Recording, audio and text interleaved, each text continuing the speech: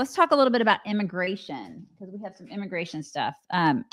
Here's a flashback for you. It's Hillary talking about immigration years ago. I think we got to have tough conditions. Tell people to come out of the shadows. If they've committed a crime, deport them. No questions asked. They're gone.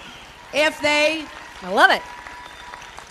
If they've been working and are law-abiding, we should say, here are the conditions for you staying. You have to pay a stiff fine because you came here illegally. Wow. You have to pay back taxes, and you have to try to learn English, and you have to wait in line.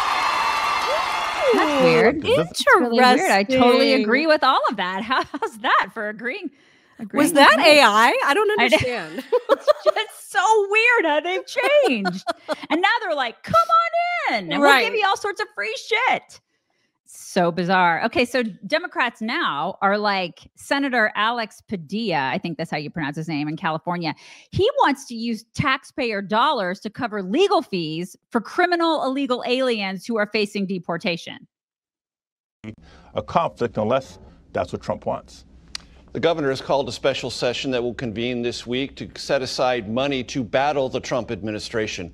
Will some of that money also be set aside to protect migrants and undocumented immigrants in California as they seek either legal advice or continued legal financial backing to support their efforts to stay within California and the United States?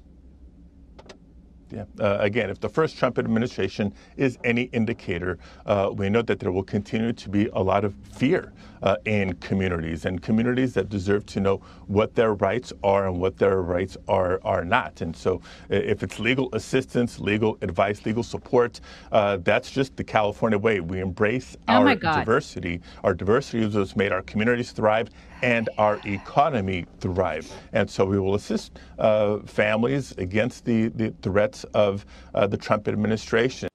I mean, I wonder how a lot of like the conservatives in California feel about that, because I have kids that live there and they're like, I don't want to pay for that crap. I don't want to pay for criminals.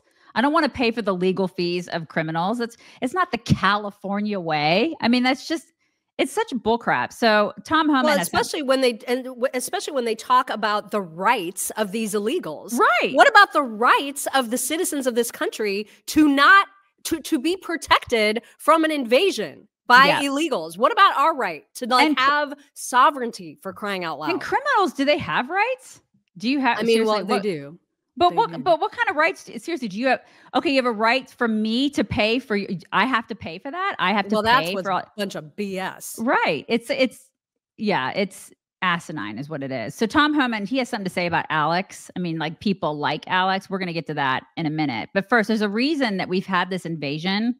And we've talked about this over the past, couple of years. We've talked about this, where we think that it's on purpose with purpose. And the UK Prime Minister said the truth out loud. His name is UK Prime Minister, I think it's Keir Starmer. And he admitted that Western leaders have been running an open borders experiment. We have a video on that. Is an explanation. Because a failure on this scale isn't just bad luck. It isn't a global trend or taking your eye off the ball. No, this is a different order of failure. This happened by design, not accident. Really? What? Policies were reformed deliberately to liberalise immigration. Brexit was used for that purpose, to turn Britain into a one-nation experiment in open borders. Global Britain. Remember that slogan? That is what they meant. A policy with no support, of which they then pretended wasn't happening. Yeah, every Western country was hit at the same time. It's like that 2030 agenda crap. And it's orchestrated. And we were part of it. I mean, the thing is that we're the last remaining beacon on the hill.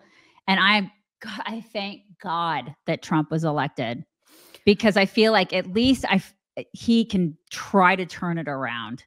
You know, we've got the right people in place. He's appointing the right people. We're the last. We're the only hope. We are literally like Obi-Wan, you know, his election was like the bullet that he dodged, you know, that dodged his ear. We dodged a major bullet by getting him elected. Without question. Can you imagine already how much worse things would be in a Kamala president? Oh my God. I can't even stand to think about it. Right. It's like a nightmare. It is a nightmare. And, you know, and listen, even young people are starting to get it. This is a video, just a young person that she understands. She gets it. If I illegally crossed another country's borders, decided to start a family, and then their leadership changes and I get caught, why are they expected to now feel bad for me? I understand having compassion for those sad stories out there, and I'm not here for families getting torn apart, but if you came here under false pretenses and now you get caught, and you're not here legally, and you get sent home, why do I have to feel bad for you? You don't feel bad that people here who work every day and pay taxes haven't been able to afford gas or groceries or car payments or rent or a mortgage? People can't even afford to get their own house, and you guys just get to walk in here and get stuff handed to you on our backs. You don't feel bad?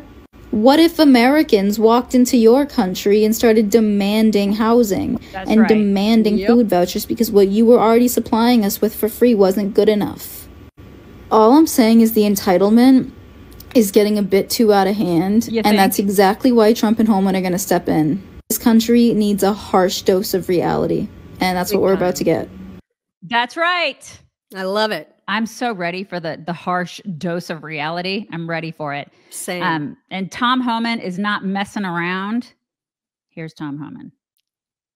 Have to help us. But they need to get the hell out of the way because we're coming, we're going to do it. Which means if I got to send twice as many resources to that sanctuary city, twice as many agents, that's exactly what I'm going to do. And I've been saying for the last several days that they need to study the law. They cannot help, but don't impede us and don't cross certain lines. There's a statute under Title 8 United States Code 1324 that talks about harboring and concealing an illegal alien. Knowingly harboring and concealing an illegal alien from ICE. They need to read that statute and become familiar with it, because if they cross that line, there will be consequences. So, look, we're prepared to take action, but I hope they come to the table and realize we are prioritizing the worst of the worst first. Help us do that. Help yourself make your community safer. That's what you're supposed to be doing. Yeah. Why wouldn't you want to have a safe community? This is what I love him so much. Yeah, I know. I love it. I know. I can't wait. I can't wait for January. You know, I don't want to fast forward time, but I do in this particular case. And I want everybody to stay safe.